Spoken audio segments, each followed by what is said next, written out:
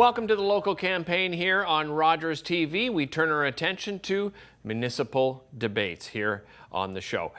Ward 17, Capital Ward, is what we are concentrating on today, and I'll introduce you to our candidates in just a moment. But first up, let me go through the format for everybody at home and, of course, for our candidates here today. We're going to start off with an opening statement. Each candidate will have 60 seconds for that opening statement. The order of those opening statements, by the way, was chosen randomly before we began here today just a few moments ago. After that, we will get into our debate portion of this format. Each candidate, of course, will be able to talk to each other and debate, but I will throw out a question and a topic to a particular candidate. They'll have 45 seconds to share their opinion on the topic, and then I will open the floor for all candidates to have a debate. At the end of that, I'll go back to the person with whom I asked the original question, and they will have an opportunity to wrap things up for 30 seconds. So we'll go back and forth on that throughout the period of time for debate. And then at the end of that, of course, we will wrap up. Each candidate will have an opportunity for a closing statement. Again, that will be 60 seconds. So let me introduce our candidates here today. Again, from Ward 17, Capital Ward, we have Shawn Menard. Shawn, welcome to the show. And Rebecca Bromwich. Rebecca, welcome. Thank you so much for being here. All right. Now it's time for our opening statements. And Shawn, you were drawn randomly to begin first, so you have 60 seconds to open up. Great. Thanks so much, Derek. And just want to recognize we're on unceded, unsurrendered Algonquin territory here, and really just want to start by thanking Capital Ward residents for your ideas, your advocacy, your support over the past 4 years. We've all been through a lot together with multiple climate emergencies, a pandemic, and an occupation which tested our resolve. And during those emergencies, our office made it a priority to take action on the ground and communicate regularly and honestly with residents about important information and how to access resources. We were also determined, despite the unprecedented events, to be responsive to constituents on the day-to-day suggestions you raised and deliver on local priorities. We've secured new investments in our parks, prioritized street safety for all modes of transportation, ensured new community buildings would get funding in Capital Ward, pushed for LRT accountability and transparency, and worked collaboratively to pass motions to set the city up to finally take action on climate change and affordable housing. Much remains to be done, and my promise to you is that our team will continue to work hard every day to improve quality of life in Capital Ward and across the city. Thank you very much, Shawn. Rebecca Bromwich, your opening statement. You have 60 seconds. Thank you. Well, Capital Ward is the heart of the city. It's the core of our community. I'm running for Capital Ward Councillor because I believe in what we can do together, and you deserve better. I've sat at many tables, so who am I? Well, people have doubted me in many places. I sit at the council table in courtrooms as a lawyer, at boardroom tables in business, at the faculty table teaching, at Sprott School of Business at Carleton, doing research as an academic, and not least at my kitchen table as a single mom to 4 teenagers. People doubt me, and they have disrespected me, but I do my homework, and I know I can get the work done. It's how I got my PhD, my MBA, and my law degrees. It's how I've consistently worked 2 jobs. I'm qualified, capable, professional, responsible, and that's what this is about. I mediate, I negotiate, I advocate. I teach conflict resolution, negotiation, and business management. I do my homework. I'm here to support you because Capital Ward deserves better. I will prioritize the work, not role playing, not taking credit for things that I didn't do. Excellent. Thank you both very much. Those are our opening statements. So we'll begin with the first topic today. And again, Shawn, I'll turn to you. You'll have 45 seconds before we open up to Rebecca to join. I should say not attending today, by the way, is Daniel Rogers. He was unable to attend with us here today. Lack of affordable housing, and in particular, lack of affordable rental housing really is a crisis in our community. That's what people are describing it as. Shawn, what are some of the solutions that you would bring to the table to help tackle this issue? Yeah, well, right now we underinvest in affordable housing in the city. We've had, the record spend of $15 million a year on affordable housing for the city, and that is a drop in the bucket. It's 1/6 of what we spend on, new road building. For example, out in Barrhaven, we have one 3-kilometer road with a track separation. We spent $115 million on that, whereas we spent just $15 million on new affordable housing. And so that's one area we need to increase that investment. Development charges make a lot of sense to start to shift those development charges away from new road widening, which costs us a huge amount of money, and into affordable housing. The fact of the matter is those residents that are living on the street right now, there's 1,300 at the last count. They're not being helped right now by the policies of the city. We need to change those policies to make sure they've got the support they deserve. That does it for the 45 seconds. So we open it up for the two of you. Please jump in. Feel free to jump in at any time. Great. Okay. So I wanted to just raise a question about what constitutes affordable housing. With property values increasing and escalating in value, it's concerning what constitutes affordable housing. How will we continue to not have substandard housing stock in Ottawa? How will we do that with an antipathy and animosity towards developers? We should be making it relatively less filled with bureaucratic nightmares for people to actually make things happen. Another issue with respect to housing affordability, of course, is taxation. And it is the amount of money people have to pay for property tax. We have a lot of seniors in Capital Ward aging in place. In communities like the Glebe, communities like Old Ottawa East, I hear from people that they are having trouble making ends meet. My colleague over here, Mr. Menard, the incumbent councillor, is looking to increase taxes, probably around 13% overall, but it will be more because of market value assessment. In neighborhoods like the Glebe, Rebecca, tax will go up 20%. That's just not true. Is it not true that you asked city staff to draft a land transfer tax motion?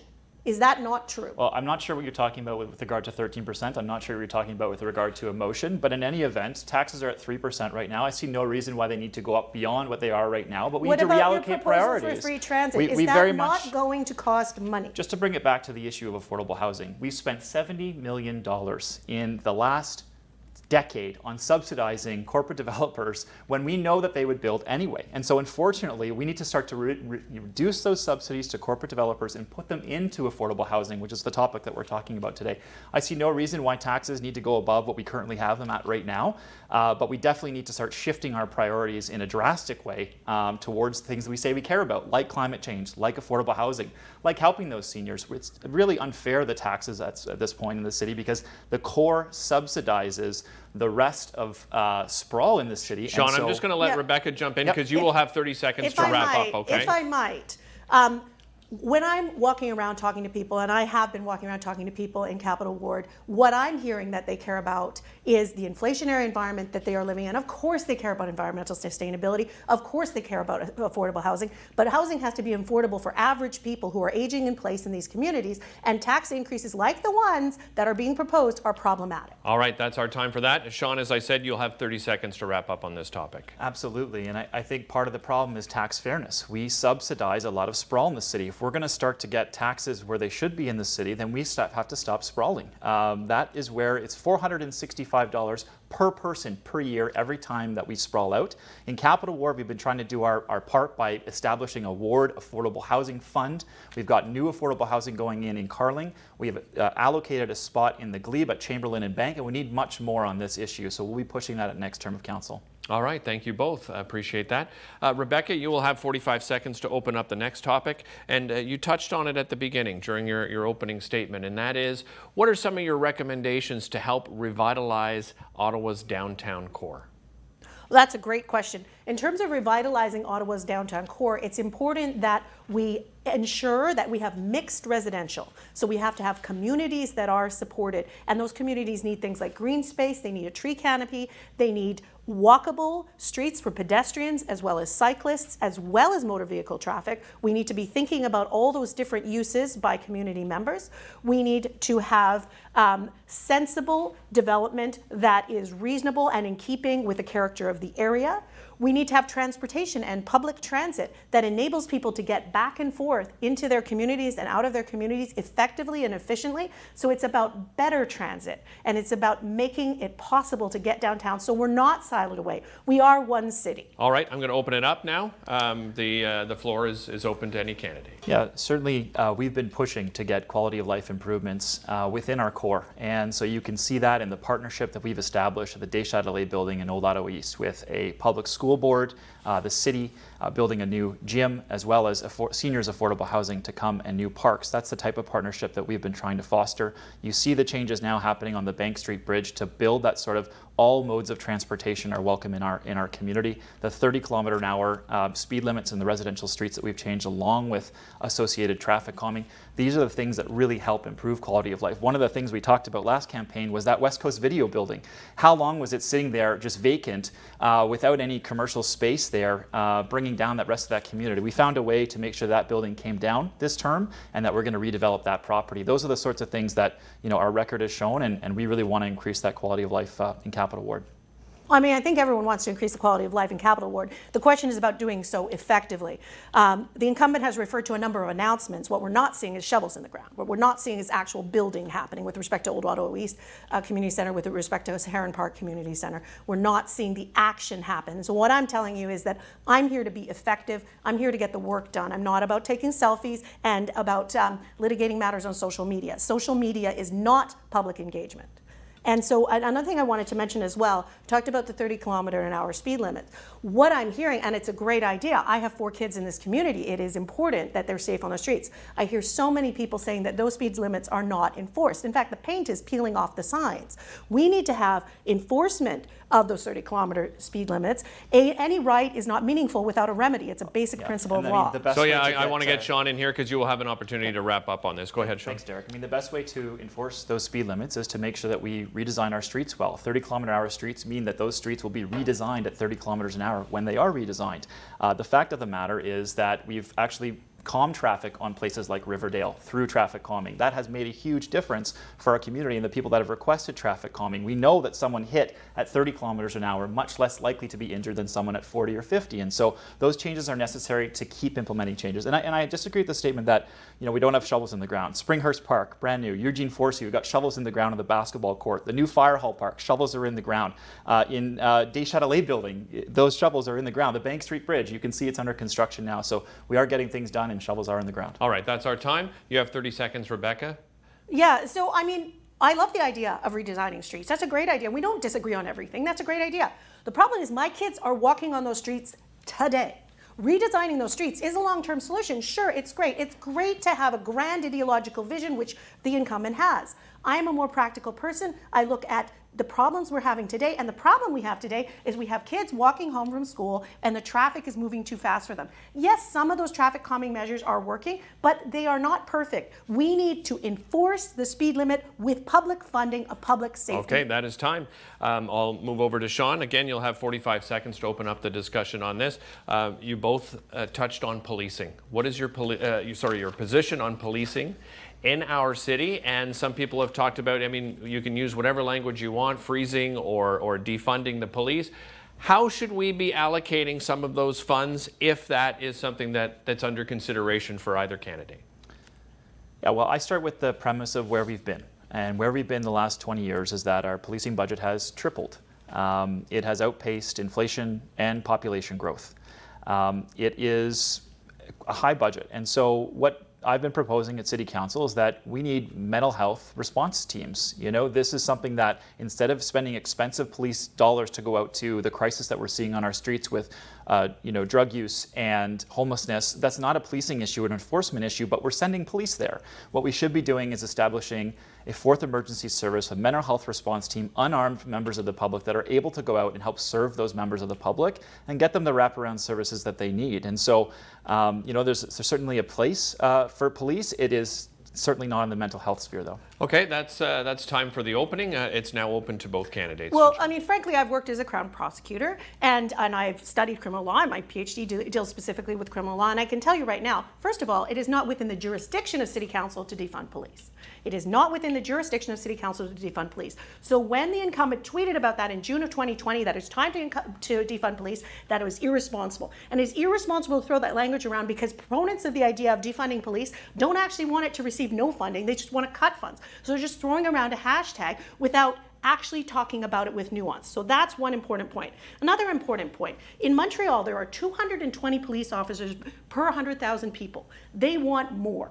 In Ottawa, we have less than 150 police officers per 100,000 people. And yet we have this debate about reducing the number of police we have. Now, is policing perfect? No. Am I an apologist for wrongs that have been done by police officers? Absolutely not. However, the police that we have are there by provincial jurisdiction, so the province decides whether or not we have police. We need to equip them and support them. Many of these police officers are my former students. You don't send people out without supporting them. Yeah, and certainly, I've taken criminal justice, criminal law in my undergrad, and definitely have a lot of friends that have gone on into that field. But the problem that we're seeing right now is we continue to spend a lot of dollars on policing when we have affordable housing crisis, when we have a crisis of overdose, we have health crisis in our city, and we're not addressing those things. So there's only so much to go around, and to say we're going to keep the taxes where they are, which is what we're both talking about right now, and not have somewhere else where you can reallocate, that's a problem. We need to be able to reallocate. So other areas that, Derick, you had mentioned what other areas we could see. Automated speed enforcement has certainly come in. That is another area.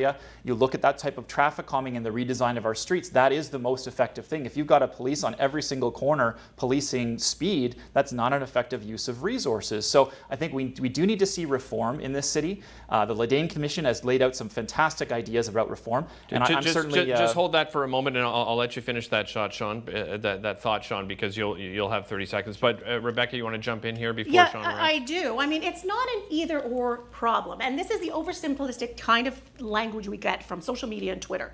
Yes, I want to support mental health in our communities. I had 4 kids in our schools experiencing lockdowns with respect to the mental health crisis that CHEO was notifying us about, and I experienced firsthand. Yes, we need mental health supports. It is absolutely naive to say that we can replace policing with mental health supports. Okay, we got to keep on time here. Thank you, Rebecca. Shawn, you have 30 seconds to wrap up on the topic. Sure. Well, I'll just say that multiple cities across the world and in Canada have now started to replace police with mental health supports. And they've done it in a way that they've got mental health outreach. Many places like Eugene, Oregon, they don't actually take the police with them. They're able to do that on their own. It costs far less money. They've saved money for their residents in that way and actually had better outcomes. And so we need that exact same response here in Ottawa. Actually, City Council did pass motions to that exact effect, and that's the direction we're moving in. So to say it's not possible, I think is wrong. We're going to move in that direction as a city. All right. Sorry, no, that's time for that. Sorry, Rebecca. But Rebecca, I'm going to start with you for the next topic. You'll have 45 seconds to open up this next topic, and let's talk transit, because transit needs to be reliable, it needs to be accessible, and it needs to be affordable. And we haven't seen a lot of that as a community. You know a lot of the issues. How would you help achieve some of those goals, and what is your position on free transit for all? So, if I might, I'm just going to quickly say Vancouver tried to defund the police. They were overruled by a provincial body in the spring of this year, in June of 2022. Look it up. City Council cannot defund the police. Okay, let's get on the topic here, so Rebecca. On topic, transit. Yes, it's very important. What I say is there are many examples of excellent transit. For example, in Vienna, Austria, they have the best transit system in the world. It is incredible. You can get from end to end. In Edmonton, they have a great transit system. In Edmonton, they actually have lower property tax than we do. I am not in favor of an absolute blanket free transit pronouncement. But that doesn't mean we can't have nuance. That doesn't mean that some people sometimes can't have free transit. It may be appropriate to have some level of qualifying criteria, but my focus is on making the transit good. All right, let's open it up to everyone. Go ahead. Sure. I mean, let's start with the fact that where our LRT system is at right now. We've signed this public-private partnership for 30 years, and it's not delivering results for the City of Ottawa. So the first thing we need to do on LRT is find that P3 service provider in default in a court of law. We are taking them through that process right now. That will open up options to the city to either get out of that contract with a low cost, change suppliers, or change the terms of that contract. That's the first thing we have to do. The second thing we have to do is implement the results of the public inquiry that we fought so hard to get. That council voted down twice, but the province took our advice to take us up on it. And so they're going to come back. There's independent experts there writing that report, and they're going to have recommendations for the City of Ottawa. On bus transit, this is something that we need to reorient how our routes are working, because those 2011 service cuts, we've had declining ridership year over year since 2011, since those service cuts, with some of the highest fares in North America. What's happening is not working. We need a top to bottom service change, and one of the areas that we need to do that is give people transit locally in their communities as not just kind of suburbs to downtown as the focus. We need to change that focus. We haven't done that yet in the service changes. We need to do that. Paratransit was the other thing. Uber and Lyft are not paying their fair share in the City of Ottawa. We need to make sure that Uber and Lyft pay their fair share so we've got accessible taxi options for people. Right now, you're hearing horror stories about people stranded overnight in their chair because they can't get accessible options to get back to their home. That's unacceptable in a city such as ours. So we need to make sure Uber and Lyft are paying their fair share and that goes back to accessible transit options, which we don't have enough of right now. So there's just a few things to work on as part of the transit platform. Well, there are a number of things to work on with respect to transit. I wanted to confirm that with respect to the LRT inquiry, I would be committed to implementing any recommendations and all recommendations that are made by that inquiry when it wraps up, keeping in mind the only person in this ward who has a record is the incumbent. I was not involved with that. I was not at the table. I'm certainly here and a proponent of fixing things and making things better. That is why I'm here. I did want to say, however, speaking of his record, with respect to transit, the incumbent voted against the last 2 municipal budgets in their entirety. You actually have the ability to exclude things. So just by example, one of the things he voted against is the fleet of electric buses that the provincial and local government have come together to bring to Ottawa. Shawn, I'll give you about 20 seconds here before we wrap up with Rebecca. Sure. So just to say on the fleet of electric buses, I voted for that at council. But when the budget comes forward, there are priorities in there that are often, you can't vote for everything, and so you vote on the budget as a whole. I've certainly pieced out portions of the budget and voted against transit portions of the budget because they're raising transit fees without the type of service investments. So, certainly I was one who supported electric buses. I asked us to put it into sorry, our Shawn. term of council priorities, and no problem. Okay, thank you. Rebecca, you have 30 seconds to wrap up. Okay, so when the rubber hits the road, what matters is how you voted for the budget or not. So you voted against the electric buses. And this is what we need to see. People need to get the work done and not be role playing. You can't vote for it at one point. When it matters, when it's game day, you need to show up. So I am in favor of talking to each other like adults and not being misleading. I hear from public servants and the employee of the city that their reports and their briefings are misrepresented by the incumbent. And that's the type of thing that I will completely avoid. I will act with integrity. Okay, thanks to you both. So that ends our debate portion of this. We're going to change formats a little bit. So I'm just going to throw out a couple of questions. Each of you will have 60 seconds to answer the question. There'll be no debate whatsoever on this. So we'll start with you, Shawn. Do you believe the City of Ottawa can play a role when it comes to climate change? And if so, what can a municipality do? Yes, absolutely. The municipality must play a role. I mean, I'm the vice chair of the Environment Committee. What I've been pushing for with the city is to retrofit our buildings. It lowers our costs and reduces our emissions. We need to make sure that we're not sprawling in our city anymore. That is a huge cost to residents. As I said before, $465 per day, per person per year when we sprawl. That needs to come to an end.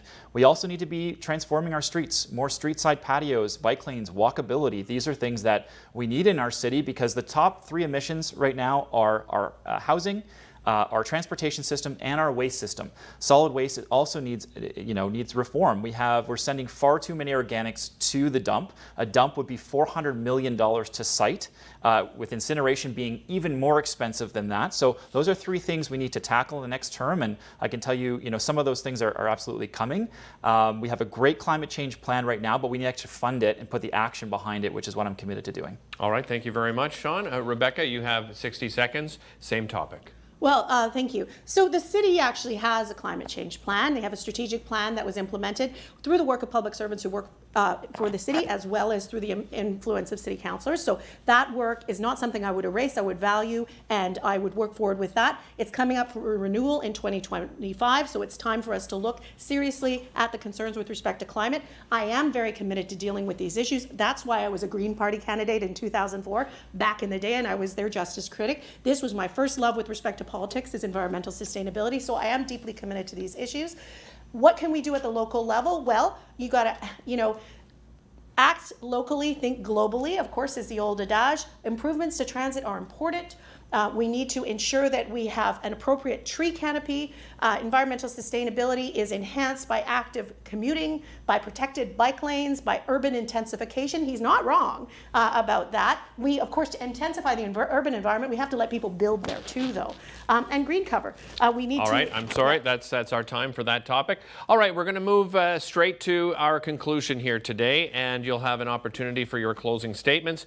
We started with Shawn in the opening statement, so Rebecca, you'll have 60 seconds for your closing statement. You may begin. Okay, I am running because Capital Ward is the heart of the city, and I can bring my passion and my heart to doing the work for you. Capital Ward deserves better. We need a collegial city council that works as a team. As a mediator and negotiator, I am here. I can work collaboratively with all levels of government. I haven't burned bridges. I am not going to get into petty arguments and storm off, and I'm not going to be influenced by external third parties. The incumbent is the only person in the history of Ottawa to have been kicked off his local business improvement association. I am here because you deserve better. I will be effective. I will not be in your way. You are losing with this current representation. You will win with me. I will work hard for you. I got 18 more seconds. What else can I say? Maybe it's still my turn. Anyway, we need to talk like adults with respect, transparency, and professionalism. I'm here for you. I want to hear from you. I'm not here to, I guess, talk longer than I need to because I'm done. All right. Thank you very much, Rebecca. Shawn, your closing statement. You have 60 seconds. Great. Thanks so much. Well, I want to thank my colleague here. It's nice that we have debates in elections, and I'm happy that Daniel Rogers is also running. This is the most important election in Ottawa in a generation. We can't afford more of the same at City Hall, and we have a choice to make about our path ahead. I understand the issues at hand. I live in the ward. I'm one of the only candidates that does live in the ward. I know how to collaborate to achieve policy changes at City Hall, and residents can count on me when assistance is needed in our community. You can find more of these details at menard2022.ca. We really have the opportunity to make smart investments finally. Stop wasting, on wasteful spending decisions, and take the action that is demanded of us on climate, housing, transportation, and mental health supports. My team will be principled and independent about the type of city we want to build, free from developer and large corporate influence. Join our team in bringing change to the city and building something that we can all be proud of. Thank you for watching our debate. All right. Thank you both. Really appreciate your time today, and the best of luck to the both of you. And really appreciate your time as viewers as well. Thank you so much for tuning in. If you want to find out more information about when the debates will be on, or of course, find out about some of the other debates, rogerstv.com is the place to go. You can find all the debates on our YouTube channel as well. And a reminder, voting day is October the 24th. Please get out and vote. Thanks so much for watching here on your local campaign.